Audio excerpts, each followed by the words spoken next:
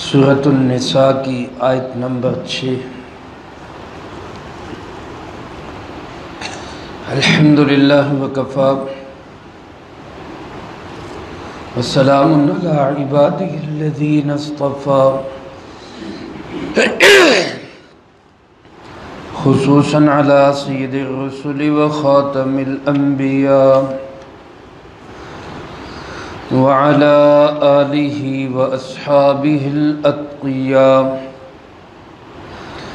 اما بعد فاعوذ باللہ من الشیطان الرجیم، بسم اللہ الرحمن الرحیم۔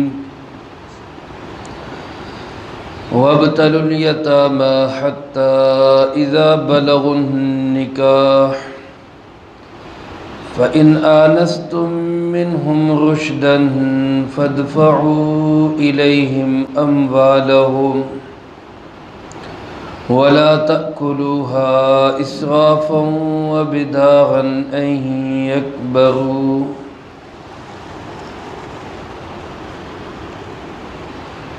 وابتلوا الیتامی، اور امتحان لیتے رہا کرو یتیم بچوں کا، حتیٰ اذا بلغوا النکاح، یہاں تک کہ وہ نکاح کی عمر کو پہنچ جائیں۔ فَإِنْ آنَسْتُم مِّنْهُمْ رُشْدًا، اگر تم محسوس کرو ان سے سمجھداری کو، فَادْفَعُوا إِلَيْهِمْ أَمْوَالَهُمْ، تو ان کو ان کے مال دے دیا کرو، وَلَا تَأْكُلُوهَا إِسْرَافًا وَبِدَارًا، اور مت کھاؤ ان کے مالوں کو اسراف کرتے ہوئے اور جلدی سے، أَن يَكْبَرُوا، کہ وہ بڑے ہو جائیں۔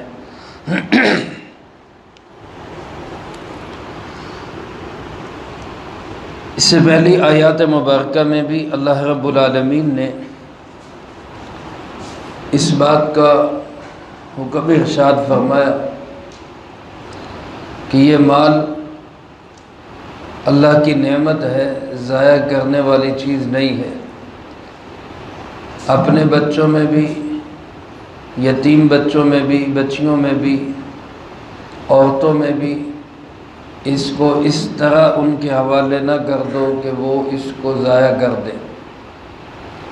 خاص طور پہ جو یتیم بچوں کا مال ہے، اگر کوئی اس کا والی وارث بنتا ہے، رشتہ داروں میں، عزیز و اقارب میں، چچا تایا یا کوئی بھی، تو اس کے لیے اللہ رب العالمین کی طرف سے یہ ہدایت ہے کہ وقتاً فوقتاً اس کا امتحان لیتے رہا کرو۔ کبھی کوئی تھوڑے سے پیسے اس کو دیے کہ جاؤ فلاں چیز لے آؤ، کبھی اس کو جو ہے کوئی چیز دے دی کہ یہ چیز جاؤ اس کو بیچ کے آؤ، یعنی اس طرح اس کو مانوس بھی کیا جائے، تجارتی امور بھی سکھائے جائیں، مال کا لین دین بھی سکھایا جائے، اور ان کی سمجھ بوجھ کو بھی چیک کیا جائے کہ کہاں تک یہ سمجھدار ہو گئے۔ علماء نے لکھا ہے یہ صرف یتیم بچوں کے لیے نہیں، اپنے بچوں کے لیے بھی یہی ہدایت ہے کہ والدین کبھی کبھار ان پہ ذمہ داری ڈال کر، کوئی ان کو بوجھ ان پہ ڈال کر ان کو دیکھیں کہ کہاں تک یہ اپنے مال کو بحفاظت خرچ کرتے۔ تو اللہ پاک فرماتے ہیں بالخصوص یتیم بچوں کو اس طرح جانچتے رہا کرو۔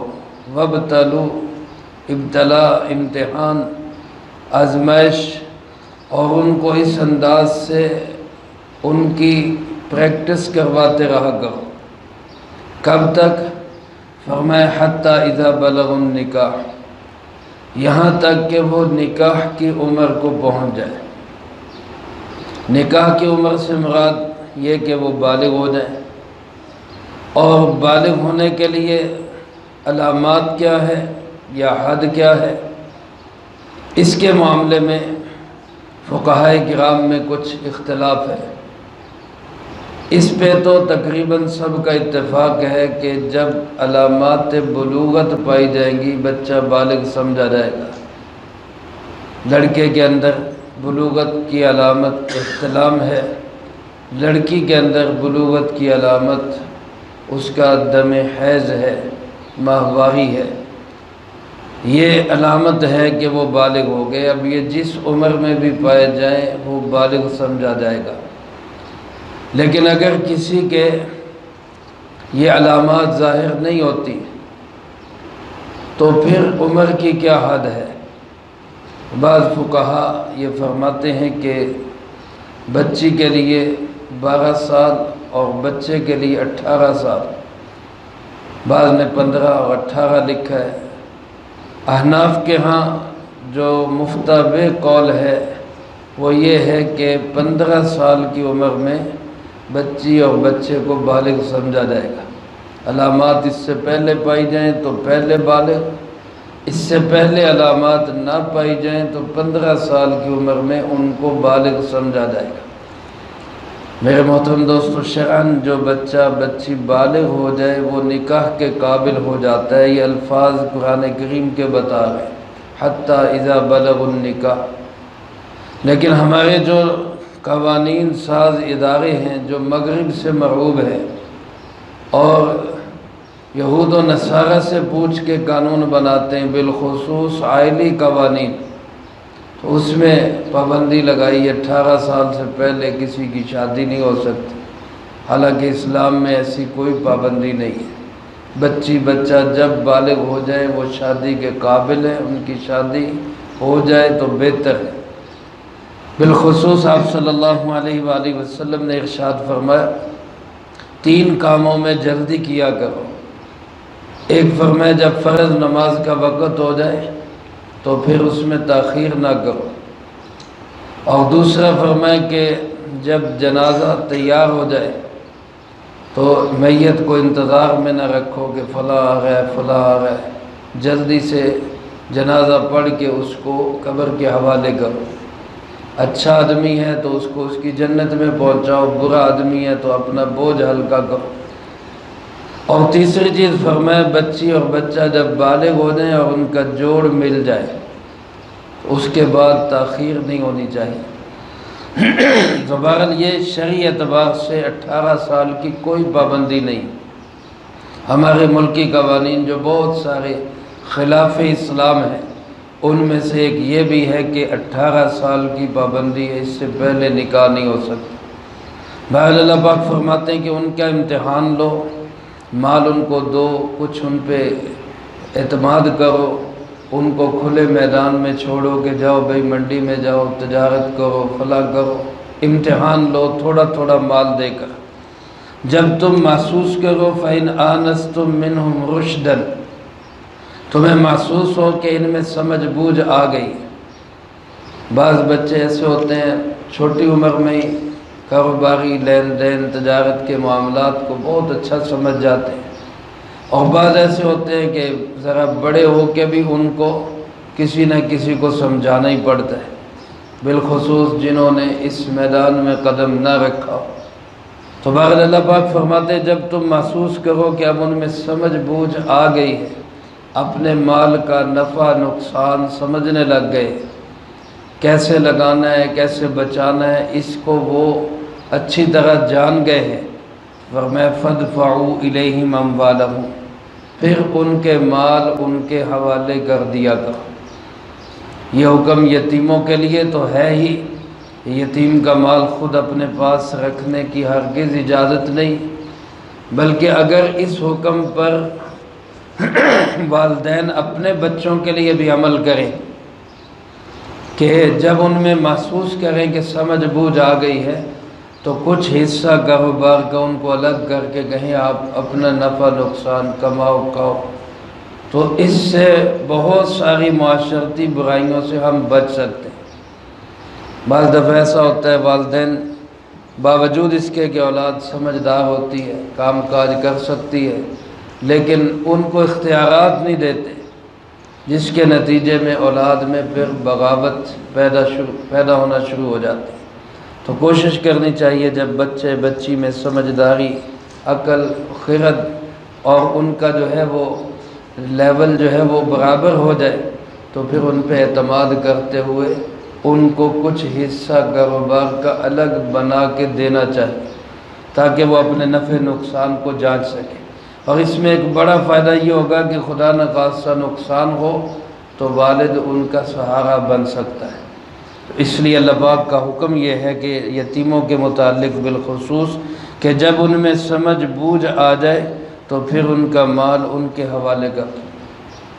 اور ایک کام سے اللہ پاک نے منع کیا، فرمایا وَلَا تَأْكُلُوهَا إِسْرَافًا وَبِدَارًا۔ بعض دفعہ ایسا ہوتا کوئی شخص یتیم کا والی بنتا، چچا یا تایا یا کوئی اور عزیز و اقارب یا رشتہ دار، کوئی بڑا بھائی یا کوئی بھی، تو پھر وہ کوشش کرتا کہ اس کے بڑے ہونے سے پہلے ہی جو اس کا مال اڑانا ہے وہ اڑا لو، کیونکہ جب یہ بڑا ہو جائے گا پھر تو یہ پوچھے گا بھی میرا مال فلاں حساب کتاب، پھر تو یہ خود سوال جواب کرے گا۔ تو بڑے ہونے سے پہلے ہی اس کا مال کہیں خرچ کر دو، جلدی کھا پی لو، تاکہ جب یہ بڑا ہو تو اس کے پاس مال بچے ہی نہ۔ اللہ پاک فرماتے ہیں ایسا ہرگز نہ کرو، وَلَا تَأْكُلُوهَا، اس کے مال کو مت ہڑپ کرو، مت کھاؤ، اسراف کرتے ہوئے، فضول خرچی۔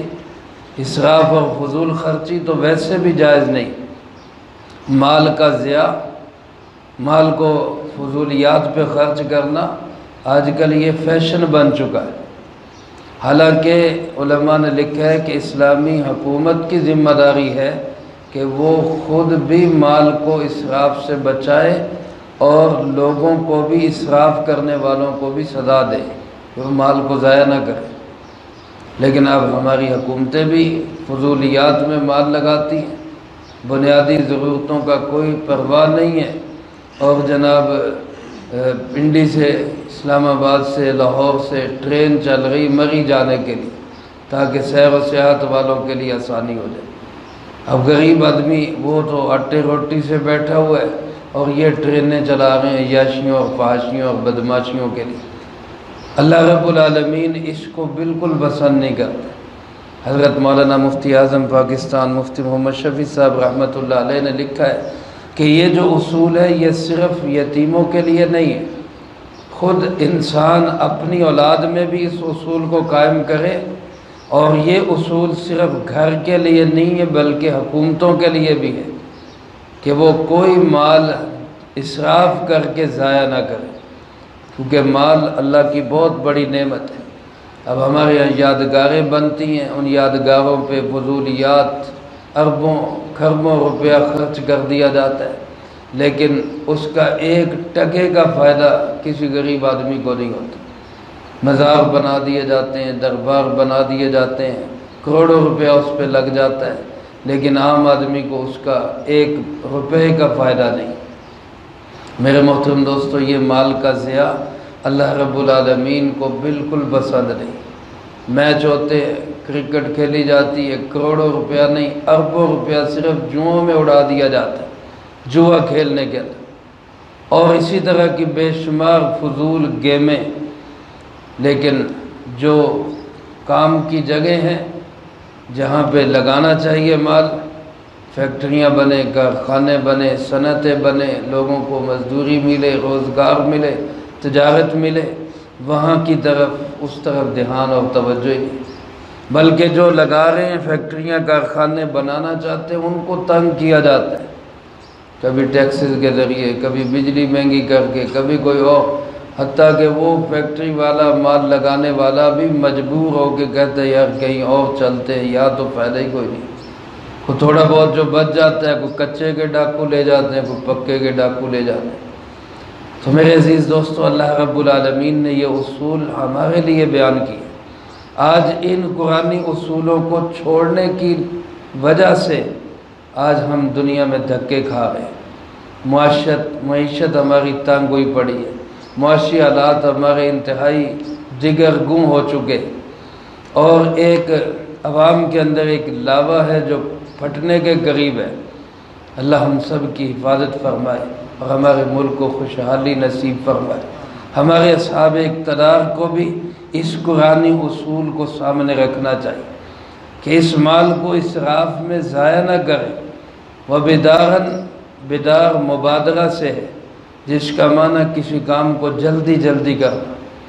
اب یتیموں کے مال کو جلدی خرچ کرتے ہیں یکبرو، کہ کہیں وہ بڑے نہ ہو جائیں، بڑے ہو جائیں گے تو پوچھیں گے، حساب کتاب لیں گے، تو اس سے پہلے کہتے کہ جو کرنا ہے وہ کر دو۔ یہاں میرے عزیز دوستو یہ اصول ہر ایک کو ذہن میں رکھنا چاہیے، اس مال کو فضولیات میں خرچ کرنے کی بجائے کام کی جگہوں پہ لگانا چاہیے۔ اب ایک سوال ذہن میں آتا ہے، بعض اوقات یتیم کا والی کوئی ایسا شخص بنتا ہے کہ جو خود اپنے خرچ سے بھی تنگ ہے۔ بعض اوقات ایسا ہوگا کہ جو یتیم کا والی بنے گا وہ امیر ہوگا، بعض اوقات وہ فقیر ہوگا، تو اب اس کے لیے کیا کوئی حد بندی ہے کہ وہ کہاں تک یتیم کا مال خرچ کر سکتا ہے، کہاں تک نہیں کر سکتا؟ اپنے پاس سے کھلائے تو امیر ہو تو کھلا دے، لیکن اگر اس کے اپنے پاس ہی کچھ نہیں ہے تو وہ یتیم کو کہاں سے کھلائے؟ اس کے لیے اللہ پاک نے آیت کے اگلے حصے میں اس کا اصول بیان فرمایا، اس کا تذکرہ انشاءاللہ اگلی فرصت میں آئے گا۔ اللہ پاک سے دعا ہے اللہ مجھے آپ کو سب کو ان قرآنی اصول و ضوابط کے مطابق اپنی زندگی بنانے کی اور اپنی معیشت کو درست کرنے کی توفیق نصیب فرمائے، جو کہا سنا اس کو زندگی میں لا کے دوسروں تک پہنچانے کی توفیق عطا فرمائے۔ اللہم انت السلام و منک السلام، تبارکت ربنا و تعالیت یا ذا الجلال والاکرام۔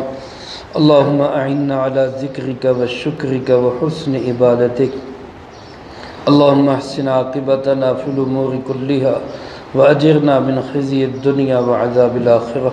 اللہم باقیتا کباقیت الولید۔ اللہم استر عورتنا